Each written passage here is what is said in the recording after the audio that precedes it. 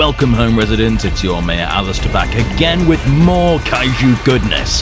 The Battle Royale Titan Takedown event is here, and Godzilla has been roaming the island in Fortnite and destroying the map with his radioactive breath. This event is a huge milestone for the Monsterverse, making it the first time Godzilla and Kong have truly broken into the broader gaming audience at this scale. Of course, he's had other crossovers before with Warzone, PUBG, and the biggest of all, Lords Mobile, whatever that is. But none at the scale of where you can actually play as Godzilla, so it's been a long time coming. But was it worth the wait?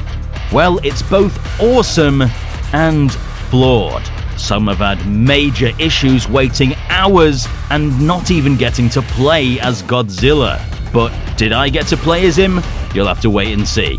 So let's dive in by first taking a look at the Battle Pass. It was surprisingly really easy to get through. I just followed the Godzilla-related quests, which included checking out his footprints or planting evacuation posters, and by the end of it, I had gained a few 100,000 XP, so I was claiming rewards pretty quickly. I made sure to start off at a low level so that leveling up was super easy, and after only a few hours, I had unlocked the final reward, which is that sexy-ass energized Godzilla skin. And combining it with the Mothra glider is just beautiful. I always have to fly down and watch the sunset when I get a chance. That said, not everyone has had such a smooth time. Some players report earning thousands of XP, but not making progress in the Battle Pass. For a limited time event, this kind of bug is a massive issue. Hopefully Epic fixes it soon, because no one wants to miss out due to technical glitches. Now, one of the coolest parts of this whole event is the fact Godzilla walks around the map attacking players. This has led to some ridiculous moments where there's just no chance of survival, which would be great if it wasn't for one thing, which I'll discuss later. But even just seeing Godzilla stomping around the place is such an enjoyable experience. Legendary needs to make a dedicated Monsterverse survival game that works similar to this. It's surprisingly scary. If it was its own game, it could work like that Friday the 13th game, but instead of Jason and just a few survivors, it's Godzilla and hundreds of survivors. That could be so cool. Though my smile started to fade, because whilst I had so much fun facing Godzilla and of course dying to his atomic breath, I started another match in hopes of either fighting him again or getting the chance to actually play as him, but then he didn't show up in the next round, or the round after that, or the one after that, and that continued for hours and hours. So my excitement kind of just went away, because the whole point I'm playing this is of course for Godzilla. So where is he? Well, it turns out he only shows up 20% of the time, which is a completely random, uneven RNG implementation that means unlucky players could go hours without even seeing Godzilla, which unfortunately happened to me. Every time I crossed my fingers to see the King of the Monsters, but then nothing. So that meant if Godzilla showed up and you felt even remotely confident by getting close to Godzilla and trying to take him down, all it takes is for one stomp and then you're dead and Godzilla's gone for, what, the next few hours? So you're constantly reminded of the frustrating reality that this might be the only time you get to experience it for several matches, or even days if you don't have the time to sit around for 6 hours. Although Epic has apparently pushed a fix out to increase the likelihood of him showing up to 40%, which is loads better, but still not perfect. It probably would have been better just being its own mode and showing up 100% of the time, to at least be an option where he stays at 20% on the standard VR modes. But I can't complain too much, it's still giving me more chances to play as Godzilla. But did I even get to play as him?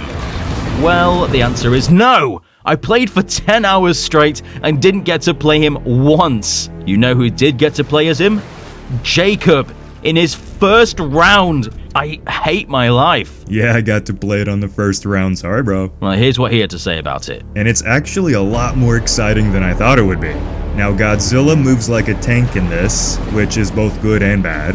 You can walk through everything, but you're also extremely slow and sluggish. But at the end of the day, the fact that you get to play as Godzilla is just incredible, and once again just proves that Godzilla deserves his own game. And it could work. Roaring, stomping, and blasting your enemies to oblivion. It all feels just so good. Though I will say Godzilla could probably do with a little buff here. His attacks aren't quite as effective as they should be, although if they were, I think you would win every round. But when you do hit someone with the heat ray or a well-placed foot stomp, oh man, it's nice. I'd say the number one thing you could critique about this is his health. A lot of the times it seems like Godzilla's on the map for about 20 seconds and then he's gone. You get all excited to go and at least get to see Godzilla, but a lot of the time you don't even see him before he's just gone. But when I got to be Godzilla, it lasted for a long time, so I feel like a lot of that just relies on the player's capabilities and how many people are attacking Godzilla at once. So maybe it could do with just a slight buff. The map also has some super cool Monsterverse additions that help immerse you into the environment. The destroyed bridge is super cool and usually has great loot in it. The footprints by the beach are a neat detail, and there's loads of Godzilla evacuation signs across the map, diverting you to underground safe areas. Also, I came across this detail that you might recognize from GXK. Yes, that's Scar King's handprint on one of the cliff faces. Does this mean we might see the red hairy ape as a skin in the future? Or maybe even a boss on the map? Does this mean we'll get another Godzilla vs Scar King fight? It's certainly a possibility. So, was this event worth the wait?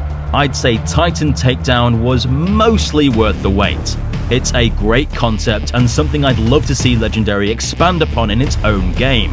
I'm still confused what the purpose of this is though, since these kinds of events are typically used to market a film, and I have yet to see any big hints to the next Monsterverse film in the same way we did with the Operation Monarch event in Warzone. But maybe there are a few subtle hints that we just haven't caught onto yet. But seeing Godzilla roaming around the map is awesome and worth installing for that on its own. So many people have captured amazing clips and images that just look so good. There's obviously a lot of issues like the Battle Pass not unlocking tiers for those in creative, or the fact that Titans just don't show up 95% of the time, but Epic have already issued a small fix to increase the chances of it happening, and there are rumors of them even adding a limited time mode that has them appear 100% of the time, which I think the game very much needs. So overall, I'd give the event like an 8.5 out of 10 if I was to rate it at launch, with it going up to a 9.5 if Epic manages to fix the progression issues and the lack of Godzilla actually appearing. I see some people in the comments that hate Fortnite, but as a Godzilla fan, it's definitely worth playing, even if you uninstall a few days later. It'll be gone by the 31st of January, so don't miss out. I expect some things to change even more in the coming weeks before the event ends, so subscribe and stomp the notification button to keep up to date with everything Godzilla and Kong related. Now I'm gonna hop back onto Fortnite to try actually play as Godzilla this time. I've been Alistair, and we'll see you residents in the next one.